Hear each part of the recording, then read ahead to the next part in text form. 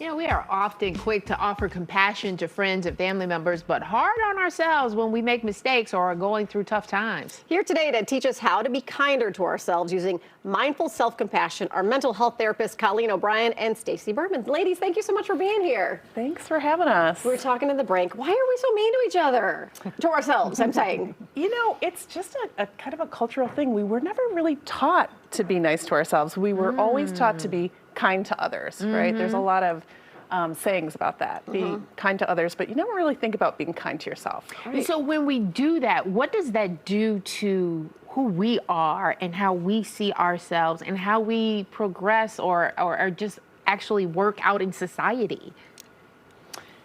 Yeah, well, when we're so self-critical to ourselves, right? When we are struggling or going through a hard time, or even sometimes when we get sick, things that are totally out of our control, we can blame ourselves, go into shame, think that we're incompetent or a failure or a bad person. And what that can do to our stress levels, right? It increases our stress levels.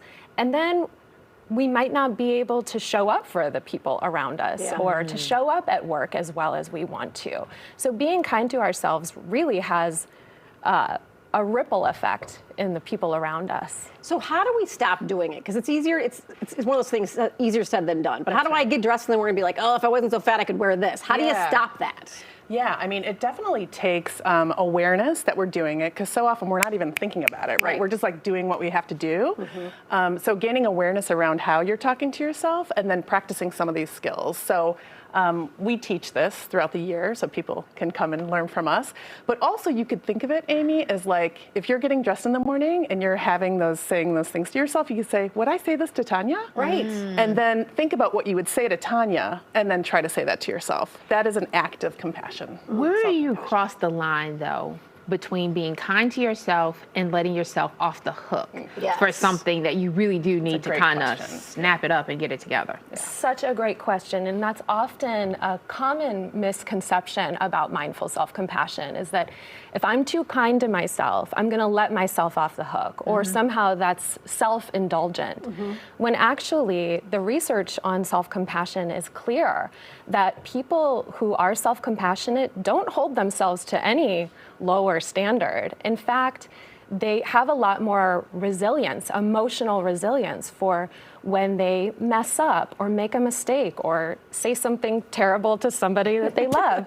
They can actually have a little more accountability because instead of beating themselves up for a mistake that they made, they say, okay, I'm human, people do this, and they can get back on track with their values or what's important to them. So actually people who are self-compassionate tend to stay more on track with diet and exercise programs. They have more accountability to themselves and others. They're quicker to say, I'm sorry in relationships too. I imagine we're both parents of young kids too. If you're not self-compassionate, you're probably sending your kids some bad messages, right? Yeah, whoever is closest to you often will feel kind of, you know, the way you treat yourself, they will also feel that. So if you're not being very nice to yourself, that kind of emanates out. And if you are being really kind to yourself, that also emanates out. So this really, self-compassion work is really, it's serving not only ourselves, but it's serving the people around us. All right, so you guys have a workshop coming up where you're gonna be teaching and talking about all of this. Tell us about what goes on and how people can get involved. Yeah, so we are going to be doing our first in-person offering. When the pandemic hit, we went online and we've been online since then. So we're going to be doing a 2-day workshop in Logan Square neighborhood. It's a Friday and Saturday from 9 to 4:30, and we're going to be going over the core skills of mindful self-compassion. Oh, that's great, because it's a learned behavior. You got to unlearn what you've done yourself and relearn something else. That's exactly right. Yeah. Well, thank you, ladies. We appreciate you coming in. The Core Skills Workshop, November 3rd and 4th from 9 a.m. to 4:30 p.m. inside the 5 Point Holistic on North Milwaukee Avenue. You can see the website there, so make sure to sign up and be a little nicer to yourself. Yeah. Thank you so much. ladies. Thank you. Thank you.